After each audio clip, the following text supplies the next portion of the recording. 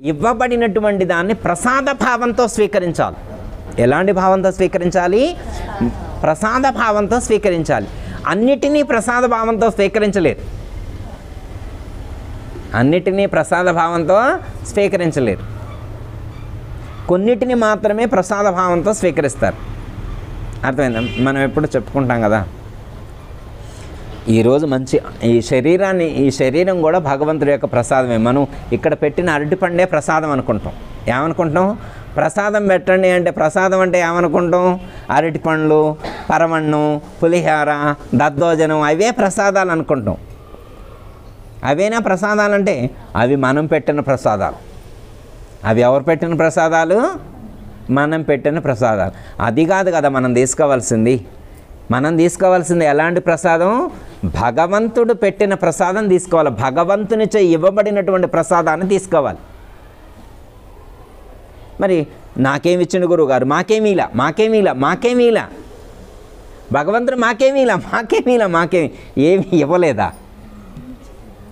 మంచి శరీరాన్ని ఇచ్చారు, మంచి ఆరోగ్యాన్ని ఇచ్చారు, మంచి తెలివిచ్చారు, మంచి తల్లిదండ్రుల్ని, మంచి అత్తమామల్ని, మంచి భర్తని, మంచి సంతానాన్ని, మంచి స్నేహితుల్ని, మంచి భక్తుల్ని, ఇన్ని ప్రసాదాలు అనుకుంటే, ఇన్ని ప్రసాదాలు ఇస్తే వీటన్నిటిని చూడకుండా నాకేమీ లేదంటాం. ఇవ్వలేదమ్మా. ఎంతమంది హాస్పిటల్కి తిరుగుతున్నారు. మనం వచ్చి పోచమ్మ వారి గుళ్ళో పారాయణం చేస్తున్నామంటే మన అదృష్టం కాదా? ఇది భగవంతుడు ఇచ్చిన ప్రసాదం కాదా? మరి దీన్ని మర్చిపోతే ఎట్లా? ప్రసాదం అంటే అరటిపండు కాదు, ప్రతి ఒక్కటి కూడా ప్రసాదమే. మనకు ఒక ఇల్లు ఇచ్చారనుకోండి, అది కూడా ప్రసాదమే. ఒక మంచి సంతానాన్ని ఇస్తే అది కూడా ప్రసాదమే. వాడికి ఉద్యోగం ఇస్తే అది కూడా ప్రసాదం. ఇవన్నీ కూడా భగవంతుడి యొక్క ప్రసాదాలుగా మనం స్వీకరించగలగాలి. మీరు పేర్లు విన్నానమ్మా, ఎప్పుడో చెప్పుకుంటాం. దుర్గా ప్రసాదు అని పెట్టారు వాళ్ళ అబ్బాయికి పేరు. ఏం పేరు పెట్టారు? అంటే ఏంటర్థం? దుర్గాదేవి ప్రసాదించినటువంటి ప్రసాదం. పిల్లగాడు లడ్డు కాదు. అర్థమైందే? దుర్గా ప్రసాద్ అని పేరు పిలిస్తే లడ్డు అని పిలుస్తున్నారు వాళ్ళు. అర్థమైందమ్మా? ఇంకొక ఆయనకి రామ్ ప్రసాద్ అని పేరు పెట్టారు. రామ్ ప్రసాద్ అని పెడితే ఏమనుకోవాలి? రాముడు ప్రసాదించిన ప్రసాదం అనగా రామ్ ప్రసాద్ అని స్వీటీ అని పిలుస్తున్నారు. అంటే మరి అదే పెట్టుకో పేరు. మరి ఆ స్వీటీ ఎందుకు నీకు? ఆ స్వీటీ అని పిలుచుకునేట్టయితే రామ్ ప్రసాద్ ఎందుకు అంటే అమ్మా? అంటే ఇవన్నీ మనకు ఎందుకు ఇలాంటి పేర్లు పెట్టేవాళ్ళు అంటే పరమాత్మ యొక్క ప్రసాదంగా మనం భావించాలి అనేటువంటి ఉద్దేశంతో మన పెద్దలు ఇలాంటి పేర్లు పెట్టడం అనేటువంటిది జరిగింది. అర్థమైందమ్మా? నామకరణానికి కూడా ఒక బృహత్తరమైనటువంటి ఒక గొప్ప సందేశాన్ని మన పూర్వీకులు మనకు అందించడం అనేటువంటిది జరిగింది. టామియో, టూమియో అట్లాంటి పేర్లు పెట్టకుండా మన భారతదేశంలోనే అద్భుతమైనటువంటి భగవంతుడి యొక్క పేర్లు, అమ్మవార్ల యొక్క పేర్లు మనకు అందించి ప్రతి క్షణం కూడా దైవాన్ని గుర్తు చేసేటువంటి ప్రయత్నం మనకి చేస్తున్నారు. ఇప్పుడు రోజుల్లో ఆ పేర్లు అంటే మూట అయిపోయిందనమాట. పిల్లలు పెద్ద అయిన తర్వాత పేరు మార్చుకుంటుండేవాడు. పెద్ద అయిన తర్వాత పేరు మార్చుకుంటుండ నచ్చక.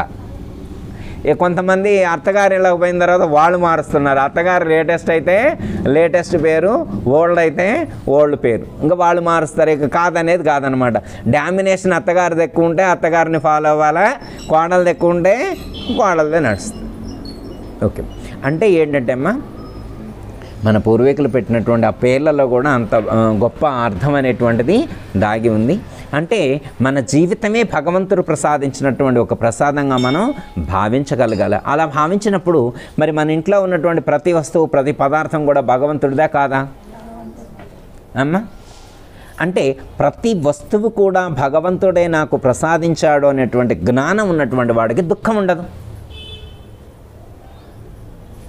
అందుకే ఉన్నదానితో సంతృప్తి పడాలి అన్నారు. ఉన్నదానితో సంతృప్తి పడాలి అన్నారు.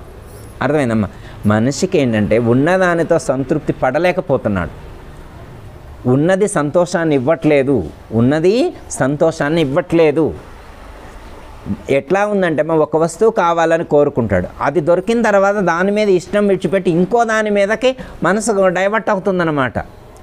మొన్న మధ్యం దాకా కారు కావాలి కారు కావాలి కారు కావాలి కారు కావాలన్నారు.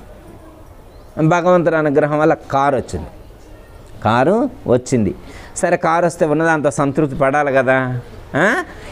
దీంతో సంతృప్తి, వీళ్ళ బడ్జెట్లో వీళ్ళు కొనుక్కున్నారమ్మా. వీళ్ళ బడ్జెట్లో స్విఫ్ట్ డిజైర్ ఏదో కొనుక్కున్నారు, 10 లక్షలు ఎంత అయింది, బాగానే ఉంది. కానీ పక్కింటి వాళ్ళు క్రిస్టా తెచ్చారంట. ఇప్పుడు అది తెచ్చిన కాడి నుంచి అది లేదు, ఇది ఉన్న దాంట్లో సంతోషం. ఇప్పుడు ఇది ఉన్న సంతోషం లేదు. కారు ఇది ఉన్నది అనేటువంటి సంతోషం లేకుండా అలాంటిది లేదు అనేటువంటి బాధతోటే జీవిస్తున్నాడు.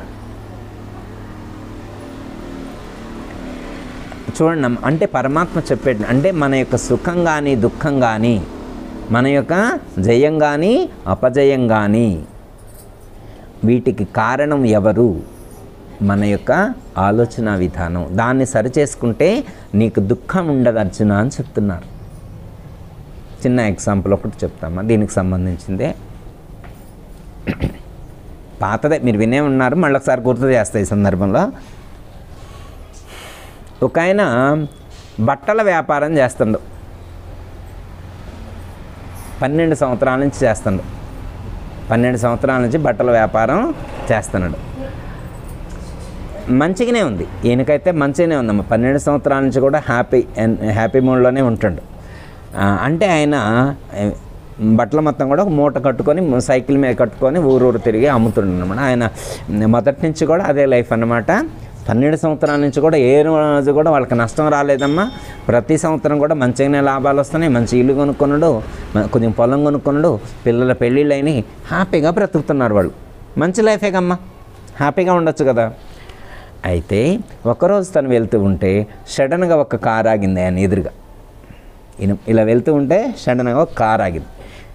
కారు ఆగిన తర్వాత ఆ కారు డోరు ఇట్లా కొంచెం అద్దం కిందికి వచ్చిన తర్వాత ఆ కారులో నుంచి ఒక అతను బాగున్నావా మిత్రమా అన్నాడు. ఇతను ఎవరో గుర్తుపట్ల. ఇతను వెంటనే కనుక్కోలేదనమాట. చాలా సంవత్సరాలు అయిందిగా, చిన్నప్పుడు చదువుకున్నటువంటి ఫ్రెండ్, చాలా సంవత్సరాల క్రితం చదువుకున్నటువంటి ఈయన ఫ్రెండ్ అనమాట. దాదాపు ఒక 18 సంవత్సరాలు అవుతుంది ఆయన కనిపించక. ఇప్పుడు కనిపించేసరికి ఈయన కొంచెం పోలికలు చెప్పాడు. ఆయన వెంటనే గుర్తుపెట్టాడు. ఆయన వెంటనే కారులో నుంచి దిగాడు. దిగిన తర్వాత ఇద్దరు కాసేపు మాట్లాడుకున్నారు. ఆ చెట్టు కింద నిల్చొని మాట్లాడుకున్నారు.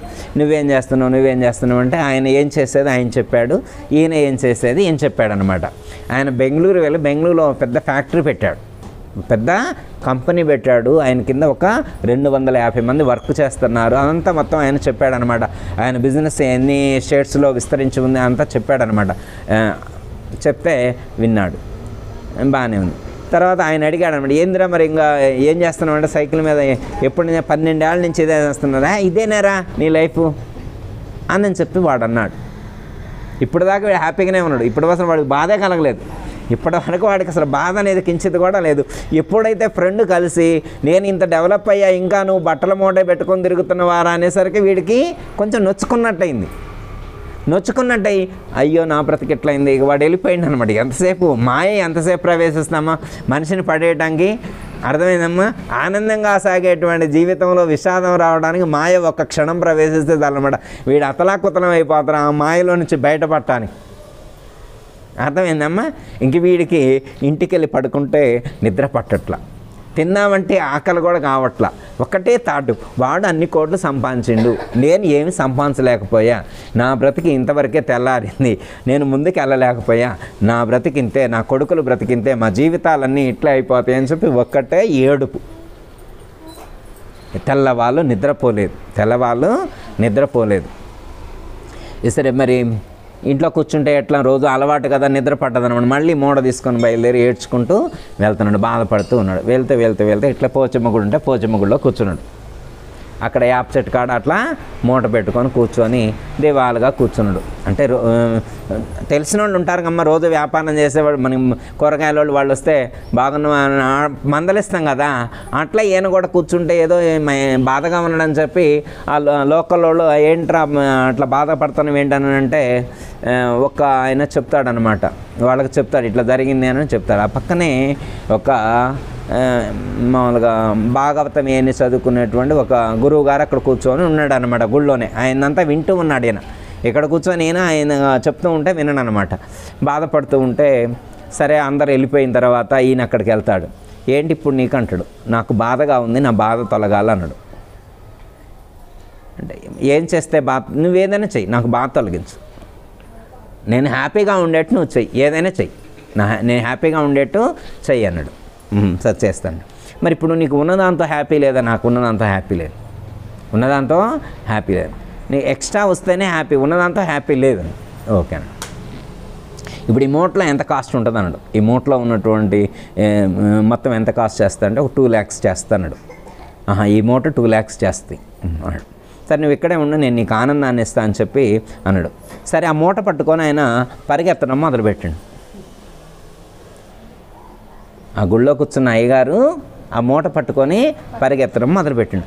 పరిగెత్తితే ఆయన వెనక ఈయన పరిగెత్తడం మొదలుపెట్టిండు.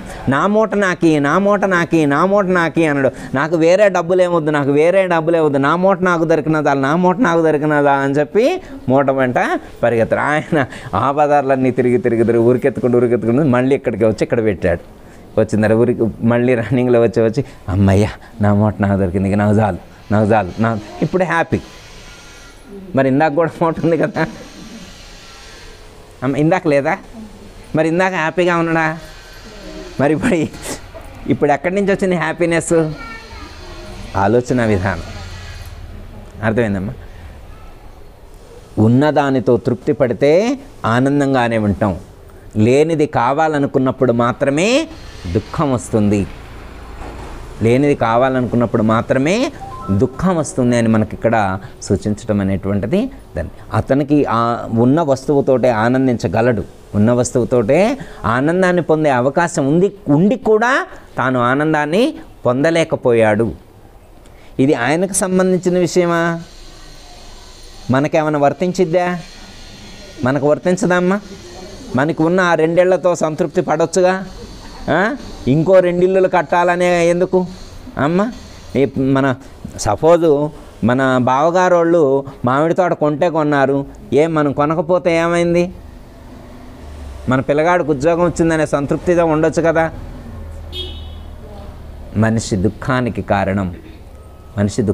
కారణం లేనిది కావాలి అనేటువంటి తపనతో మనిషి ప్రయత్నం చేస్తూ ఉంటాడు. దానివల్లనే మనిషి దుఃఖాన్ని పొందుతాడు అనేటువంటి సత్యాన్ని మనం గుర్తించగలగాలి. ఓకే, ఇదొకటి. ఇక్కడ పరమాత్మ ఏమని చెప్తున్నారంటే, నాయన నీకు ఏది వచ్చినా నాకు సమర్పించు. ఈజీ ఫార్మాట్ చెప్పారు పరమాత్మ ఏమని చెప్తున్నారంటే ఈజీ ఫార్మాట్ చెప్పారన్నమాట. ఒకటి ఏమన్నారంటే, నీకు ఏది ప్రాప్తించినా దాన్ని నాకు ప్రసాదంగా సమర్పించు. ఇప్పుడు మనం ప్రసాదంగా సమర్పించాల్సింది మనం ఏమి సమర్పించాలో చెప్తున్నారమ్మ. మనం సంతోషంగా ఆనందంగా ఉండాలి అంటే మనకు ప్రాప్తించబడినటువంటి ప్రతిదాన్ని పరమాత్మకు సమర్పించాలి అన్నారు. ఇంకా చాలు, ఇక మనకు పరమాత్మకు సమర్పించగలిగితే ఇంకా మనకు దుఃఖం అనేటువంటిది ఉండదు అని చెప్పటం అనేటువంటిది జరిగింది. అర్థమైందమ్మా? అయితే మనం అన్నిటినీ అలా సమర్పించగలిగితే మనకి ఇవ్వబడినటువంటి ప్రతి ఫలితాన్ని కూడా పరమాత్మకు సమర్పించగలిగితే మనకు దుఃఖం అనేటువంటిది ఉండదు. పరమాత్మ ఏమంటున్నారంటే, నాయన నువ్వు కర్మ చెయ్యి, ఫలితాన్ని నాకు సమర్పించు. మనల్ని ఏమంటున్నారు? కర్మలు చెయ్యండి, ఫలితాన్ని నాకు సమర్పించండి. నీవు ఆ ఫలితాన్ని అంటకుండా దుఃఖం లేని స్థితిలో నీవు జీవించగలుగుతావు అని సూచించడం అనేటువంటిది సరే. అయితే మనం పని చేయగలుగుతాం, కానీ ఫలితాన్ని మనం పరమాత్మకు సమర్పించేటువంటి సందర్భంలోనే కొంచెం ఆ డిఫరెన్సెస్ అనేటువంటివి ఉంటాయి. ఆ డిఫరెన్స్ కారణం చేతనే మనకు దుఃఖం అనేటువంటిది ఏర్పడుతుంది అని చెప్పటం అనేటువంటిది జరిగింది. ఇప్పుడు ఎగ్జాంపుల్, మీరు భక్త ప్రహ్లాద విన్నారమ్మా? భక్త ప్రహ్లాద వాళ్ళ అమ్మగారి పేరేం పేరు? లీలావతి. అమ్మగారి పేరు లీలావతి. వాళ్ళ నాన్నగారి పేరు అందరికీ తెలుసు. ఏం పేరు? హిరణ్యకశ్యపుడికి విష్ణువు అంటే అసలు ఇష్టం ఉండదు. విష్ణువు పూజలు అంటే అస్సలు ఇష్టం ఉండదు. కానీ హిరణ్యకశ్యపుడి గర్భాన పరమాత్మ యొక్క అంశ ఎలా జన్మించిందంటే ప్రహ్లాదుడి రూపంలో జన్మించింది. శత్రువు ఎక్కడో పుట్టల, శత్రువు ప్రేమ రూపంలో పుట్టాడు ఇక్కడ. అర్థమైందమ్మా? అదే హిరణ్యకశిపుడు వేరే ఒక శత్రువుని జయించాలంటే ఒక్క నిమిషం కూడా ఆలోచించడమ్మా. వేరే వాళ్ళని చంపాలంటే ఒక్క నిమిషం కూడా ఆలోచించడు. కానీ ఇప్పుడు ఇక్కడ ప్రేమ స్వరూపం మమకారం అడ్డొస్తుందన్నమాట. ప్రహ్లాదుణ్ణి నిందించాలన్నా కానీ, ప్రహ్లాదుణ్ణి దూషించాలన్నా కానీ ఏమడ్డొస్తుంది? ప్రేమ మమకారం అడ్డొస్తుందన్నమాట. ఇప్పుడు ఆ ప్రేమ మమకారాన్ని కాదనుకోవడం ఎంత కష్టం. ప్రేమ మమకారాన్ని కాదనుకోగలుగుతామా? కానీ ప్రహ్లాదుడికి హరిభక్తి తప్ప రెండో ఆలోచనే లేదమ్మా. హరిభక్తి తప్ప రెండో ఆలోచనే లేదు. ఇప్పుడు ఎన్ని రకాలుగా చిత్రహింసలు పెట్టారు? ఎన్నో రకాలుగా చిత్రహింసలు పెట్టారు. ఎన్నో రకాల చిత్రహింసలు పెట్టినా కానీ ప్రహ్లాదుడు ఎప్పుడైనా కానీ దుఃఖించినటువంటి సందర్భం కనిపిస్తుందా? ఎందుకు దుఃఖించలేదు అమ్మ? ఎందుకు దుఃఖించలేదు? ఫస్ట్ ఉదాహరణకి ఏనుగులతో తొక్కించారు. తొక్కిస్తే ఏడవాలగా? ఏడవలేదు. పోనీ విషం పెట్టారు. విషం పెడితే మరణించాలి కదా? మరణించలేదు. కొండపై నుంచి కిందికి ఇసిరేశారు. అర్థమైందమ్మా? నిప్పుల్లో వేశారు. ఆయన ఎప్పుడైనా నిప్పుల్లో వేస్తారని తెలిసినా ఏడవలేదు, నిప్పుల్లో వేసినా బాధపడలేదు. కొండపై నుంచి విసిరేస్తారని తెలిసినా బాధపడలేదు, విసిరేసినా కానీ బాధపడలేదు. ఎందుకని అమ్మా? ఆయన్ని ఇంకెవరో రక్షిస్తారనే నమ్మకం దృఢంగా ఉంది. ఆయన్ని ఇంకెవరో రక్షిస్తారనేటువంటి నమ్మకం దృఢంగా ఉంది. ఎవరు రక్షించారు ఆయన్ని? శ్రీమన్నారాయణుడు, శ్రీ మహావిష్ణువు ప్రహ్లాదుని రక్షించాడు.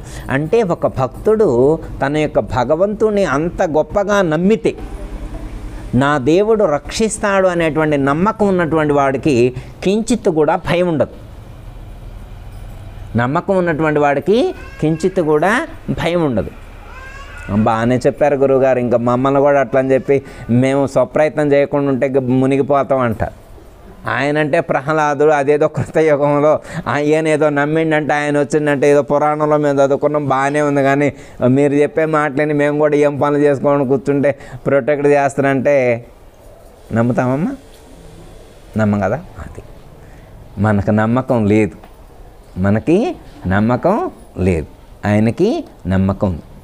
నమ్మితే ఇప్పుడైనా రక్షిస్తాడా?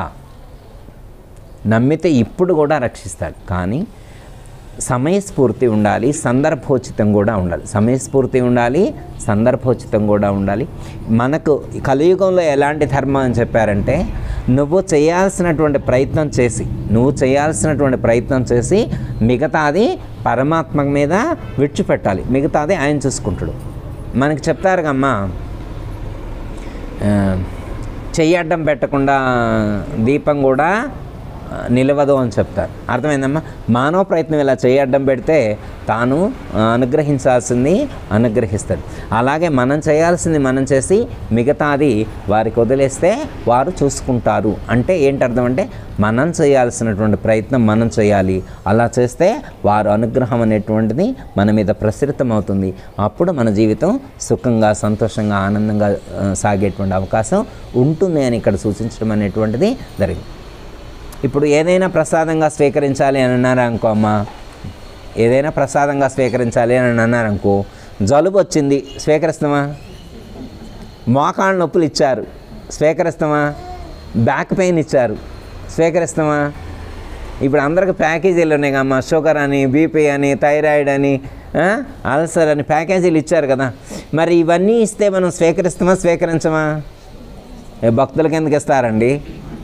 భక్తులకు ఇస్తారమ్మా ఇవన్నీ? షుగర్ ఉన్న భక్తులు ఉంటారా? బీపీ ఉన్న భక్తులు ఉంటారా? హార్ట్ ప్రాబ్లం ఉన్న భక్తులు ఉంటారా? అయ్యో అదేందండి, మేము రోజు గుడికి వస్తున్నాం, మళ్ళీ మాకు బీపీ రావటం ఏంటి, షుగర్ రావటం ఏంటి అంటే, అవన్నీ కూడా గత జన్మ కర్మల యొక్క ఫలితాలు. అవి అనుభవిస్తూనే దైవాన్ని చేరుకునేటువంటి ప్రయత్నం మనం చేయాలి.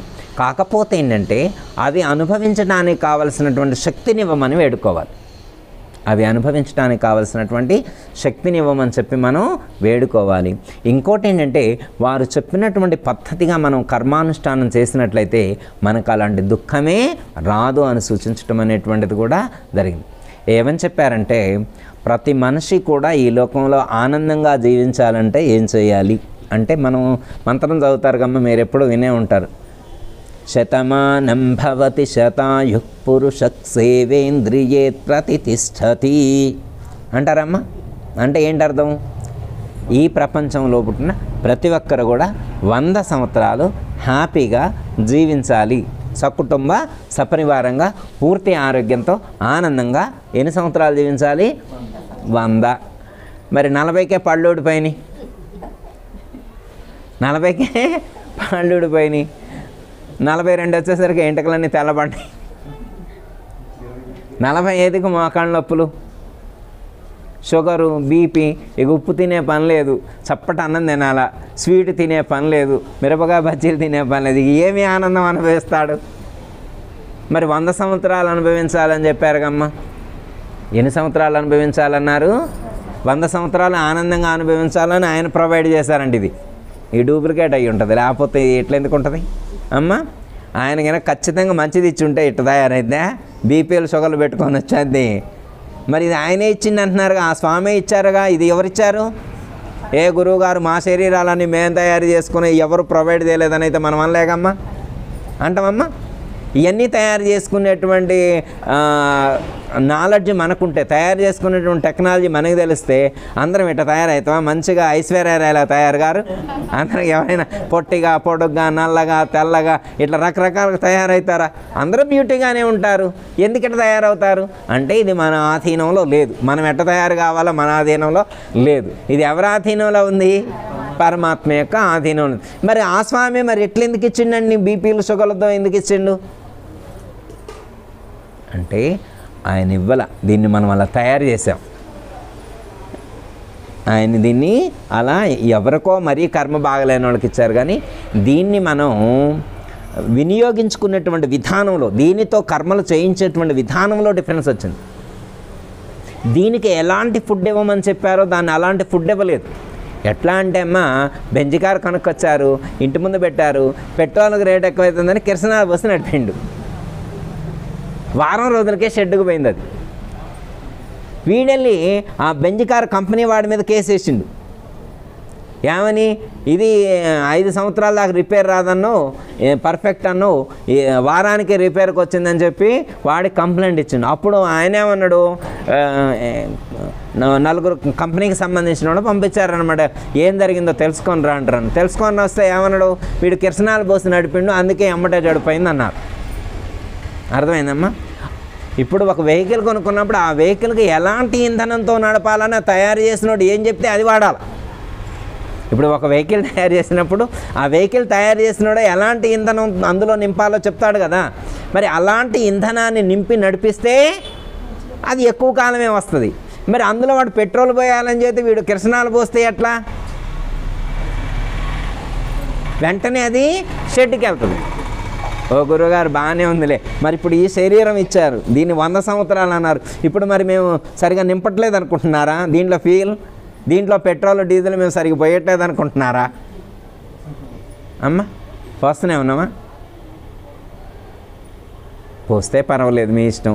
ఏమేమి పోయాలో నాకు తెలియదు. భగవద్గీతలోనే చెప్పారు పరమాత్మ ఏమేమి ఎలాంటి ఇంధనాన్ని ఇవ్వాలి. ఇది తయారు చేసినటువంటి పరమాత్మే దీంతో ఈ శరీరంతో పాటు భగవద్గీతను కూడా ఇచ్చారు. దీన్ని ఎలా మనం నడపాలి అనేటువంటి, దీనికి ఎలాంటి ఇంధనాన్ని ఇవ్వాలి, దీన్ని ఎలా నడపాలి అనేటువంటిది పరమాత్మ మనకు సూచించడం అనేటువంటిది జరిగింది. కాబట్టి దాన్ని గుర్తెరిగి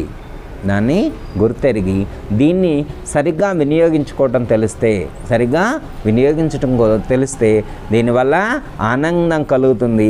సరిగా వినియోగించుకోవటం తెలియకపోతే దీనివల్ల మనకు దుఃఖం కలుగుతుంది. అర్థమైందమ్మా? అంటే ఒక మనిషి యొక్క దుఃఖానికి కానీ, సుఖానికి కానీ, జయానికి కానీ, అపజయానికి కానీ, లాభానికి కానీ, నష్టానికి కానీ దుఃఖిస్తున్నాడు అంటే కారణం ఏంటంటే ఫలితాల యందు ముందే నిర్ణయం తీసుకోవడం, నాకు అలాంటి ఫలితం రావాలి, ఇలాంటి ఫలితం రావాలి అని చెప్పి ఫలితాల యందు ఆసక్తి కలిగి ఉన్న కారణం చేత మనిషి దుఃఖాన్ని పొందుతూ ఉన్నాడు. అంటే కర్మ చేస్తే ఫలితం వస్తుంది, ఫలితం వల్ల దుఃఖం కాదు వచ్చేది, ఇక్కడ ఫలితం వల్ల కాదు దుఃఖం. ఆ వచ్చిన ఫలితాన్ని ముందే డిసైడ్ చేయడం వల్ల, తాను ఆశించినటువంటి ఫలితం రాకపోతే దుఃఖం, ఫలితం వస్తే కాదు దుఃఖం. అర్థమైందమ్మా?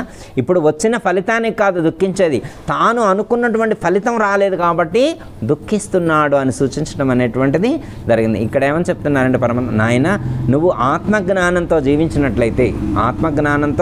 జీవించినట్లయితే ఇలాంటి సుఖదుఖాల యందు కానీ, జయాపజయాల యందు కానీ, లాభ నష్టాల యందు కానీ సమస్థితిలో ఉండేటువంటి అవకాశం ఉంటుంది. సమస్థితిలో ఉన్నటువంటి వాడికి ఎలాంటి దుఃఖము ఉండదు అని చెప్పి మనకు పరమాత్మ ఇక్కడ సూచించడం అనేటువంటి జరిగింది. ఇలా అంటే ఒక మనిషి ఎలాంటి కర్మలు చేయాలి, ఎలాంటి కర్మలు చేస్తే, కర్మను ఎలా చేస్తే ఆనందంగా జీవించగలడు అనేటువంటి అంశాలను ఇంకా ముందు ముందు అనేకమైనటువంటి శ్లోకాల్లో కూడా శ్రీకృష్ణ పరమాత్మ 2వ అధ్యాయంలోనే మనకు సూచిస్తారు. ఇంకా ముందు అవి కూడా నెక్స్ట్ తెలుసుకునేటువంటి ప్రయత్నం చేద్దాం. ఎందుకంటే అమ్మా అందరూ పని చేస్తారు కానీ దాన్ని గుర్తించగలగాల, పనిలో నైపుణ్యాన్ని సాధించాలి. కర్మ చేయటం కాదు, కర్మని యోగంగా మార్చుకోవడం రావాలి. కర్మను ఏం చేయాలి? యోగంగా మార్చుకోవడం రావాలన్నమాట. చాలామంది ఫిజికల్ ఫిట్నెస్ చూసే ఆలోచిస్తారు. ఫిజికల్ ఫిట్నెస్ కాదు ఇక్కడ, ఫిజికల్ ఫిట్నెస్ కాదు పరమాత్మ మార్కులు వేసేది. జ్ఞానంతో కూడినటువంటి కర్మకు ఎక్కువ ఫలితం. భౌతికమైనటువంటి కర్మ కంటే కూడా జ్ఞానంతో కూడినటువంటి కర్మకు ఎక్కువ ఫలితం. చిన్న ఎగ్జాంపుల్ చెప్పి ఇది కంక్లూడ్ చేస్తామా. ఒక చోట పెద్ద కంపెనీ రన్ అవుతుంది, దాంట్లో 1000 మంది పనిచేస్తున్నారు. ఎంతమంది పనిచేస్తున్నారు? 1000 మంది పనిచేస్తున్నారు. పెద్ద కంపెనీ ఉన్నట్లుండి సడన్గా ఆగిపోయింది. సడన్గా ఇక గంట అయింది, రిపేర్ చేసే మెకానిక్కి ఫోన్ చేశారు. మెకానిక్ ఆన్ ద వే, మరి హైదరాబాద్లో కదా, ఎల్బీ నగర్ నుంచి రావాలన్నమాట. వస్తూ ఉంటే ట్రాఫిక్ జామ్ అన్నమాట. అక్కడి నుంచి జీడిమెట్లు వచ్చేసరికి 3 అవర్స్ పట్టింది. ఎల్బీ నగర్ నుంచి జీడిమెట్లు వచ్చేసరికి 3 అవర్స్ పట్టింది. అప్పటికే 1000 మంది వెయిటింగ్, 3 గంటలు కూడా 1000 మంది 3 గంటలు వెయిట్ చేస్తూ ఉన్నారు. వెయిట్ చేస్తున్న తర్వాత వచ్చిన తర్వాత ఒకసారి ముందు కంపెనీ మొత్తం ఇట్లా తిరిగి వచ్చాడు, ఆన్ చేసి ఒకసారి మొత్తం తిరిగి వచ్చాడు. తిరిగి వచ్చిన తర్వాత సుత్తి తీసుకొని ఒక చోట ఒక బోల్ట్ కొంచెం లూజ్ ఉంది, ఇలా ఒకటి అన్నాడు. ఇలా ఏమన్నాడు? ఒకటి అన్నాడు. వెంటనే రన్ అయిందండి. ఇలా అన్నాడు. ఎంత బిల్ అన్నారు? 1 lakh అన్నాడు. ఇలా అన్నందుకు ఎంత బిల్ అంటే 1 lakh అన్నాడు. అయితే వర్కర్స్ అందరూ చూస్తూనే ఉన్నారు. 1 lakh చెక్ ఇచ్చాడు, అని తీసుకొని వెళ్తున్నాడు అనమాట. ఆ కంపెనీలో పనిచేసే వాళ్ళందరూ అబ్జెక్షన్ పెట్టారు, మాకు కూడా జీతం పెంచాలన్నాడు. ఎందుకంటే మేము పెద్ద సుత్తెలు తీసుకొని పెద్ద కొడుతూ ఉన్నాము రోజుకి, అయినా మాకు రోజు మొత్తం మీద కలిపితే నువ్వు 800 ఇవ్వడానికి ఇబ్బంది పడుతున్నావు. వాడు వచ్చి ఒక 10 నిమిషాలు ఇట్లా ఒక దెబ్బ కొడితేనే వాడికి 1,00,000 ఇచ్చినావు, మరి మేము ఇన్ని దెబ్బలు కొట్టినందుకు మాకు ఎంత ఇవ్వాలన్నాడు. అప్పుడు ఆ కంపెనీ యజమాని ఏమని చెప్పండి, అరే మీకు కొట్టడం వచ్చు, మీకు ఓన్లీ ఫిజికల్గా భౌతికంగా మీరు కొట్టడమే వచ్చు, కానీ దాన్ని ఇప్పుడు కంపెనీ ఆగిపోయింది, 1000 మంది 3 గంటల నుంచి వెయిట్ చేస్తున్నారు. కానీ ఇప్పుడు వాడు వచ్చి ఇలా అంటే డబ్బులు ఇచ్చామంటే, ఇలా వాడు కొట్టినందుకు కాదు ఇచ్చింది, వాడు తెలివికి. ఇప్పుడు డబ్బులు ఇచ్చింది దేనికి? కొట్టినందుగా ఇచ్చింది. ఆ ప్రాబ్లమ్ను తెలుసుకొని ఆ ప్రాబ్లంకి సొల్యూషన్ ఇచ్చాడు కదా, ఆ తెలివికి, ఆ వివేకం, ఆ జ్ఞానంతో కూడినటువంటి కర్మకు ఫలితం ఎక్కువ. అర్థమైందమ్మా? భౌతిక బలానికి కాదు ఫలితం. ఇక్కడ పరమాత్మ చెప్పేది అదే అన్నమాట.